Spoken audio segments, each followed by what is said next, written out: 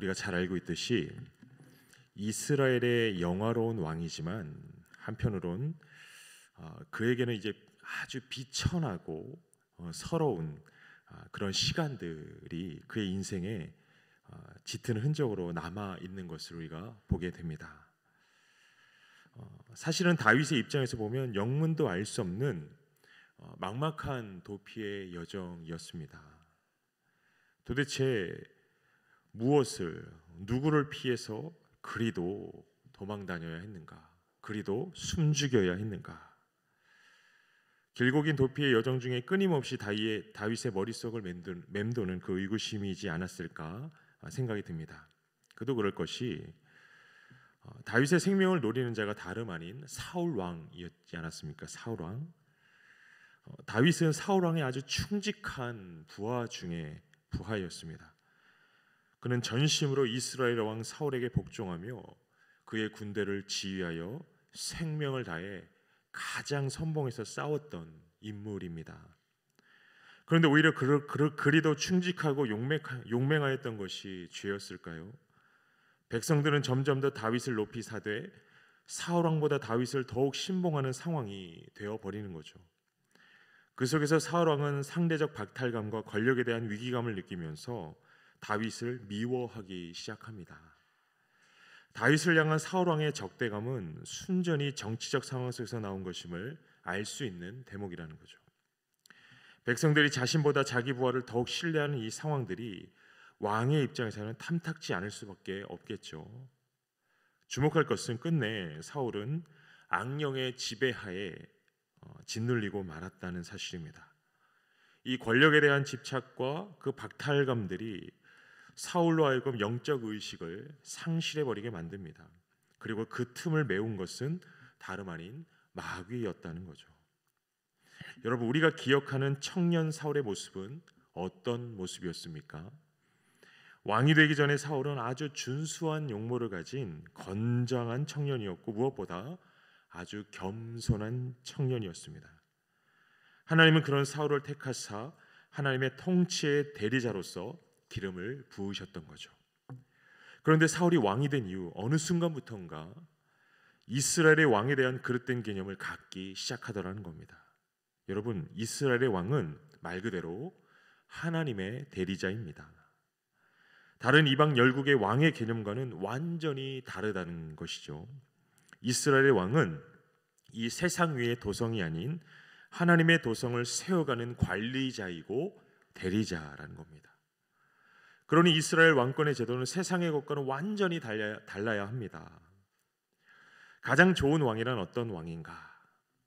가장 좋은 왕이란, 가장 좋은 통치자란 하나님을 가장 깊이 청종하며 그분의 말씀을 따라 온전히 순복하는 왕, 복종하는 왕입니다. 사무엘상 15장 22절에 이런 말씀이 있죠. 사무엘이 가로되 여호와께서 번제와 다른 제사를 그 목소리 순종하는 것을 좋아하심같이 좋아하시겠나이까?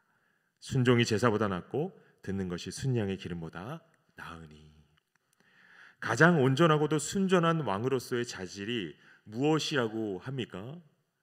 여호와를 청정하는 것이라고 분명하게 밝히고 있습니다.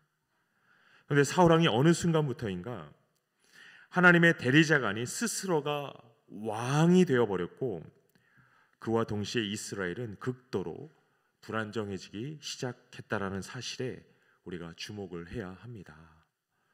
시편 127편 1절 말씀이 이렇게 전합니다. 여호와께서 집을 세우지 아니하시면 세우는 자의 수고가 헛되며 여호와께서 성을 지키지 아니하시면 파수꾼의 경성함이 허사로다.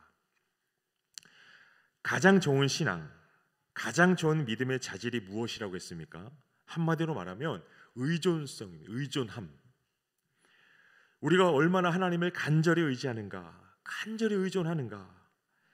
세상의 가치관은 너가 너의 삶의 주관자가 되라, 너가 스스로 너의 삶의 설계자요 성취자가 되라 라고 끊임없이 가르치고 주입하지 않습니까? 세상의 가치관은 이처럼 가장 비성경적인 삶을 지향하더라는 겁니다. 여러분, 그런데 가장 성경적인 삶이란 그와는 반대로 전심으로 하나님을 의존하여서 그분의 능력을 힘입어 사는 것입니다. 왜 이것이 합당한가? 왜 그래야 하는가? 하나님을 의지하는 삶, 하나님을 경외하는 삶은 결코 멸망하지 않기 때문입니다. 인생을 의지하거나 자기 생각을 쫓다 보면 반드시 무너집니다. 그러나 완전하신 하나님을 의뢰하며 전심으로 하나님을 의존하는 자는 결코 멸망하지 않는다는 거죠. 이스라엘에 많은 왕들이 있었는데 하나같이 동일하게 실패한 부분이 바로 이겁니다. 하나님을 의존하는 것. 사울 왕이 하나님 의존의 신앙을 버리기 시작하면서 여러분 그의 왕권은 물론 그 자신부터가 무너졌습니다. 이스라엘의 영화로운 왕이라는 그 직분은 차치하고라도 하나님 의존의 신앙에서 일탈해 버리는 순간부터 사울 그 자신이 무너지기 시작했다라는 거죠. 끝내 사울은 일종의 영적 환각에 빠져버립니다.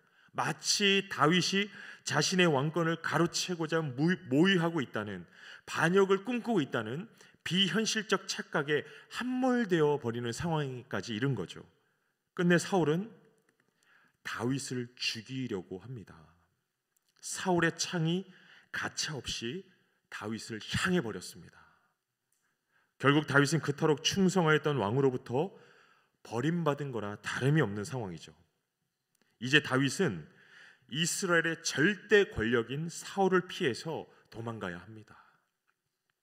이때부터 다윗의 숱한 서러움과 외로움과 상실과 고생의 여정, 그 눈물의 여정이 이제 시작되는 거죠. 기억할 것은 이 다윗의 고통의 여정이 사울 왕의 비신앙의 어떤 그 깊이나 농도와 비례하더라는 겁니다. 점점 더 사울 왕의 불신앙적 행위들이 적나라해져 갑니다. 그와 더불어 다윗의 고통, 쫓기는 자 다윗의 고통 또한 점점 더 극심해지고 있더라는 거죠. 이 도피 생활 중 다윗이 고백한 그의 시편의 고백들을 보면 그가 느꼈을 그 고독함과 그 처절함과 그 두려움과 그 막막한 심정들이 너무 고스란히 느껴지지 않습니까? 날마다 밤마다 추운 광야의 벌판에서 홀로 눈물을 흘리며 하나님을 찾고 꺼이꺼이 탄식하던 그 다윗의 모습들. 여러분 현실적으로 다윗을 들여다보시기 바랍니다. 다윗은 여느 사람과 다르지 않은 성정을 가진 인물입니다. 한 사람의 인간일 뿐이라는 거죠. 그는 초인이 아닙니다.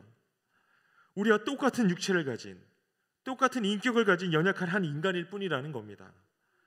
여느 사람들과 똑같이 때때로 억울한 일을 당할 때 비통함과 원통함 심정을 느끼고 때로는 극도의 원망과 미움의 감정을 느끼는 그런 한 인간이라는 거죠.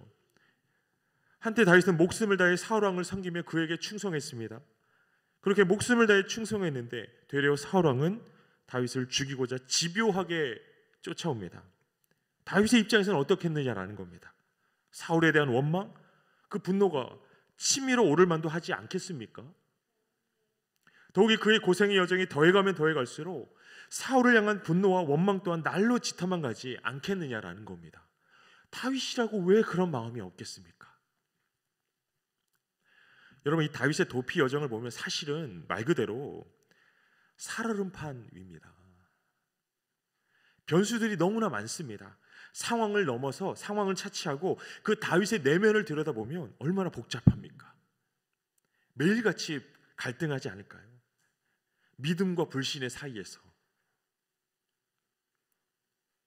원망과 비통함과 실망과 좌절이 가득한 그의 생활을 볼 때 언제라도 무너질 수 있고 언제라도 어긋날 수 있는 상황입니다. 포기하고 자포자기하는 것이 너무나도 당연한 듯 보이는 그 상황들의 연속입니다. 여러분 우리는 다윗의 삶을 볼 때 너무 틀에 박힌 시각으로 바라봅니다. 다윗이니까 당연히 모든 역경을 잘 헤치고 가겠거니 이미 다윗의 인생에 대해서 그러한 결론을 가지고 우리 마음 편히 다윗의 이야기를 들여다보고 있지 않습니까? 아니라는 거죠. 언제라도 넘어지고 어긋나고 무너질 수 있는 다윗의 인생이었습니다. 여러분, 다윗이 늘상 굳은 마음과 그 강직한 신앙으로 고난을 이기고 헤쳐왔을 것이라고 생각하면 오산이라는 거죠. 그저 막연한 신앙의 낭만에 불과할지 모릅니다. 언제 무너질지 모르는 다윗입니다. 정말이지 언제 다 포기하고 자포자기해버릴지 모를 다윗의 삶의 여정이라는 거죠. 그의 마음 한구석에는 사울을 향한 원망이 점점 깊어갔겠죠. 당장이라도 눈앞에 있으면 죽이고 싶은 그 원망. 그런데 여러분, 정말로 다윗의 눈앞에 사울 왕이 무방비한 상태로 누워 있습니다. 그것도 잠들어 있습니다. 장소는 엥게디 황무지라고 합니다. 다윗이 이미 이곳에 있다라는 그 첩보를 입수한 사울은 그의 군대를 거느리고 엥게디 황무지로 향해 왔습니다.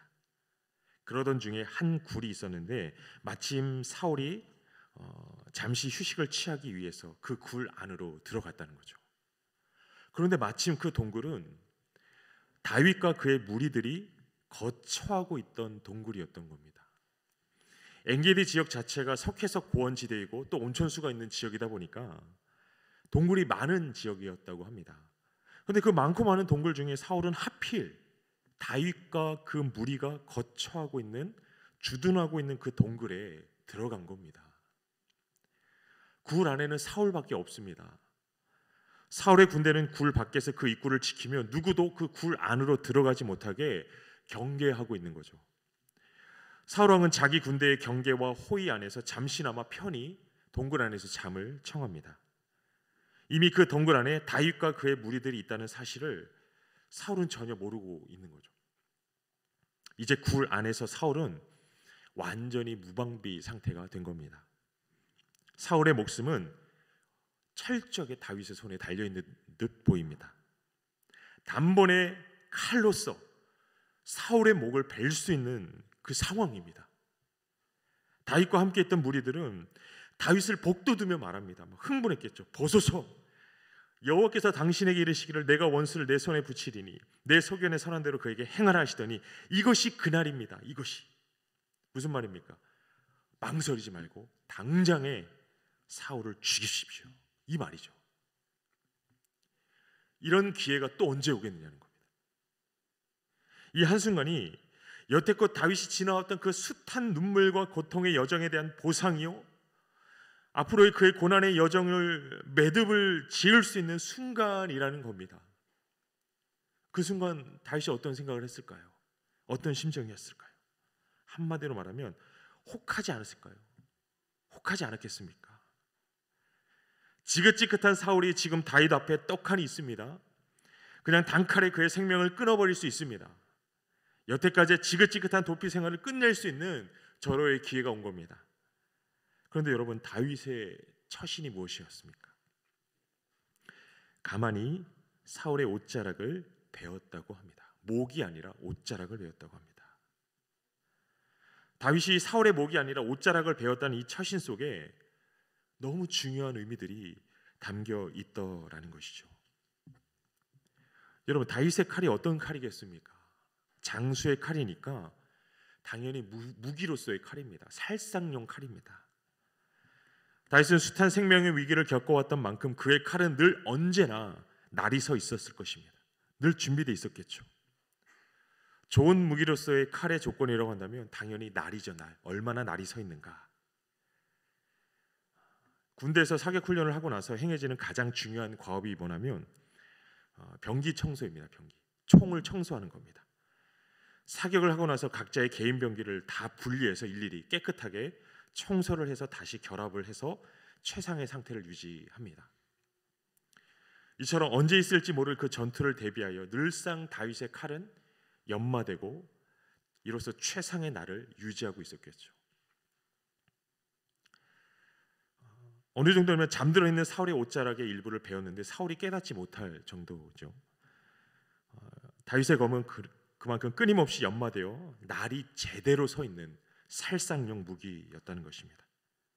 스치기만 해도 치명상을 입을 만큼 말이죠. 날선 다윗의 칼, 그간의 사울을 향한 그의 원망, 분노가 반영되어 있는 그의 상징과도 같지 않았겠습니까? 칼을 간다고 하지 않습니까? 내가 칼을 간다. 칼을 갈면서 얼마나 이 순간을 기다려 왔겠느냐라는 겁니다. 그런데 막상 그 결정적인 순간이 찾아왔을 때 다윗이 그의 날선검으로 벤 것은 사울의 목이 아니라 그저 그의 옷자락이었습니다. 옷자락. 이게 의미하는 바가 무엇일까요? 여러분, 지금 다윗이 베어버린 것은 사울의 옷자락을 넘어서 어쩌면 그의 자아이지 않을까라는 생각을 합니다. 다윗의 자아, 원망과 원통함으로 찌들어 있던 그의 자아, 서러움과 탄식으로 찌들어 있던 그의 자아, 다윗은 지금 그의 자아를 베어버립니다.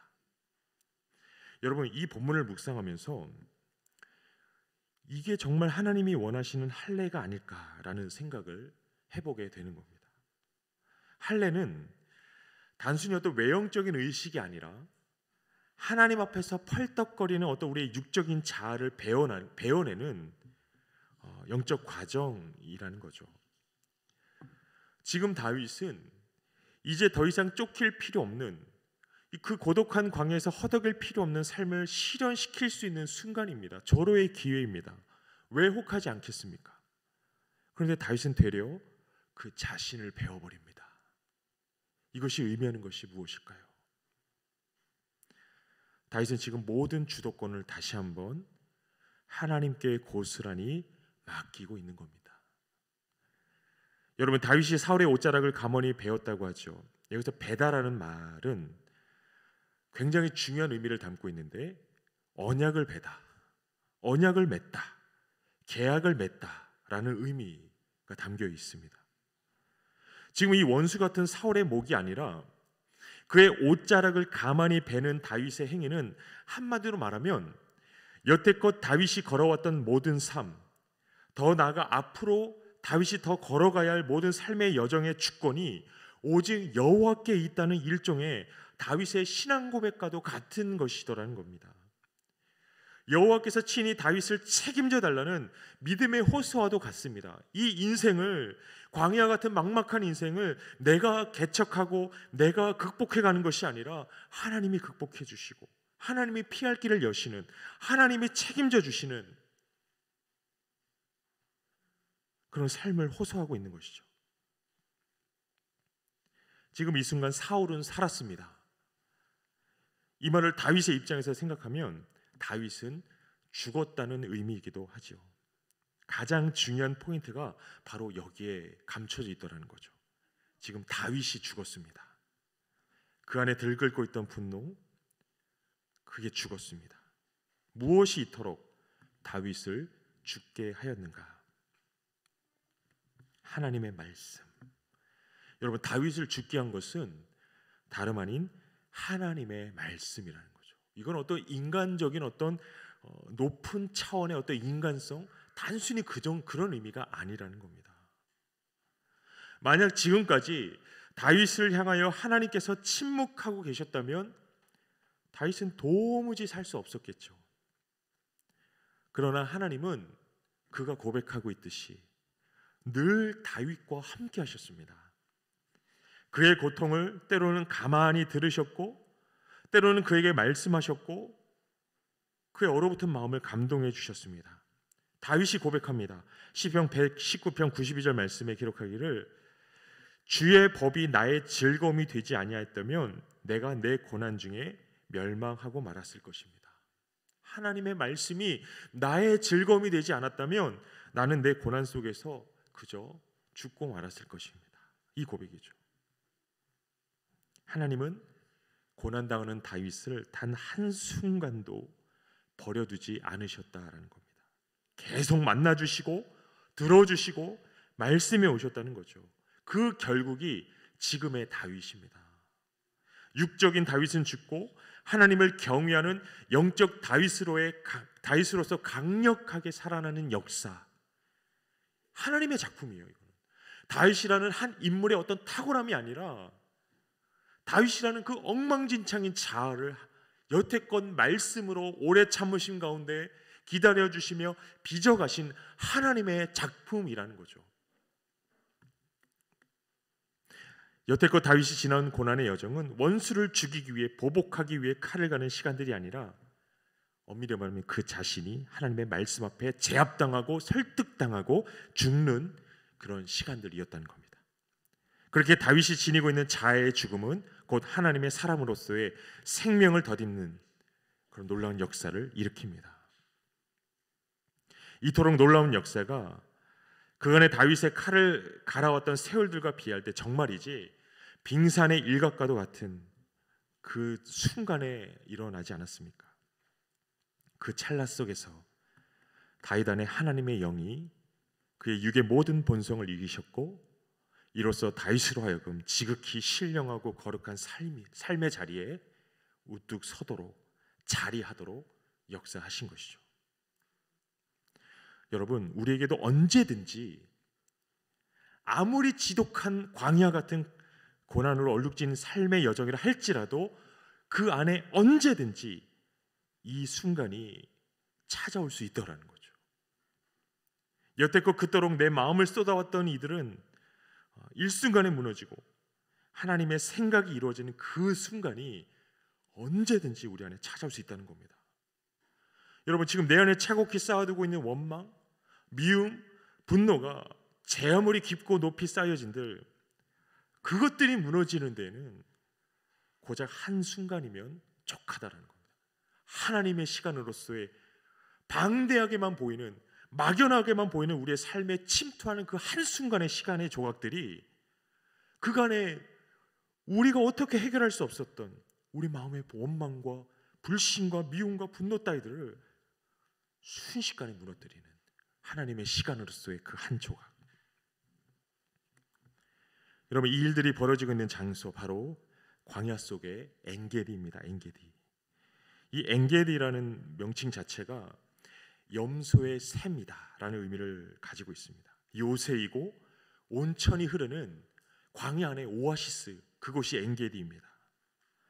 하나님이 우리 인생 어딘가에 두신 엔게디, 그것은 여호와 앞에서 우리 자신이 죽음으로써 마침내 여호와 안에서 우리 자신이 살게 되는 영적인 요새이고 영적인 오아시스라는 거죠. 엔게디에서의 사건 이후에 사실은 사울과 다윗 사이에 완전한 역전이 일어납니다. 상황 자체는 크게 외관적인 상황 자체는 달라진 게 없습니다. 여전히 사울은 마음이 강팍해서 다윗을 죽이려고 집요하게 따라다닐 거고, 여전히 다윗은 그 사울을 피해서 광야를 전전긍긍할 겁니다. 그런데 영적인 역전이 이미 일어났다는 거죠. 이 사건 이후에 끝내 사울은 이렇게 시인합니다. 9절과 10절 말씀에 사람이 그의 원수를 만나면 그를 평안히 가게 하겠느냐. 네가 오늘 내게 행한 일로 말미암아 여호와께서 내게 선으로 갚으시기를 원하노라. 보라, 나는 네가 반드시 왕이 될 것을 알고 이스라엘 나라가 내 손에 견고히 설 것을 아노라. 사랑 여러분, 고되고 지루하고 막막한 우리 인생에 하나님의 은혜가 임하는 엔게디의 순간이 찾아오기를 소망합니다. 하나님이 그 순간을 준비하고 계심을 잊지 마시기를 바랍니다. 막막한 그간의 끊임없이 축적되어 온 원망과 시비의 그 세월, 나 스스로조차도 정리할 수 없을 것 같은 그 세월을 침투하는 한 조각의 하나님의 시간, 그 엔게디의 순간이 우리의 돌같은 마음을 순식간에 녹여지게 한다는 거죠. 살같이 만들고 삭막했던 우리의 삶에 성령의 온기로 채워지게 하시는 하나님의 시각 한 조각이, 그 엔게디의 순간이 언제든지 우리의 삶 가운데 침투해 올 수 있다라는 것입니다. 그러니 여러분, 준비하십시오. 마음껏 소망하십시오. 아무리 지금 광야의 시간이라 할지라도, 아무리 지금 고통과 상실과 낙심의 때라고 할지라도, 거대한 우리의 시간, 거대해 보이는 우리의 시간에 침투할 하나님의 그 시간 한 조각, 그 엔게디의 순간을 여러분 대비하시기를 바랍니다. 기대하시고 소망하시기를 바랍니다. 그때 다윗과 같이 하나님 앞에 우리의 육체는 무너지고 하나님의 거룩한 피조물, 하나님의 아름다운 작품으로서 다시금 일어서는 역사가 일어나기를 간절히 소망하며 예수님의 이름으로 축복합니다.